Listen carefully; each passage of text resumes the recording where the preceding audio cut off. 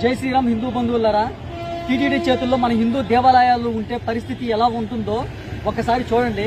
మన తిరుపతి అంటేనే గోవిందరాజ స్వామి క్షేత్రం. గోవిందరాజ స్వామి పుష్కరిణి గేటు పైన ఎలాంటి వస్త్రాలు ఉన్నాయో ఒకసారి గుర్తించండి. చూడండి, చెడ్డీలు, బ్రాలు, అలాగే రకరకాలైన దుస్తుల్ని పుష్కరిణి గేటు మీద ఆరేస్తున్నారు. టీటీడీ చేతుల్లో మన హిందూ దేవాలయాలు ఉంటే ఏ విధంగా ఉందో పరిస్థితి ఒక్కసారి గుర్తించండి. అంటే మన క్షేత్రాలు దేవాదాయ ధర్మాదాయ శాఖ చేతుల్లో పడి నలిగిపోతున్నాయి. మనం ఇప్పటికైనా మేల్కొని ఈ దేవాదాయ ధర్మాదాయ శాఖను రద్దు చేసుకున్నాం. దేవాదాయ ధర్మాదాయ శాఖను రద్దు చేయడానికి జై హిందుస్థాన్ పార్టీ మీ ముందుకు వస్తుంది.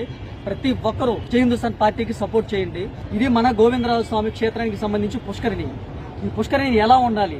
ఈ పుష్కరిణికి రక్షణగా నిర్మించిన గేటుల మీద అడ్డమైన వస్త్రాలు ఎలా ఆరేస్తున్నారో చూడండి. ఇదొక్కటే మనకి నిదర్శనం. మన హిందూ దేవాలయాలకు సంబంధించి పుష్కరిణిల మీద ఇలాంటి అడ్డగోలుగా ఇలాంటి అడ్డమైన వస్త్రాలు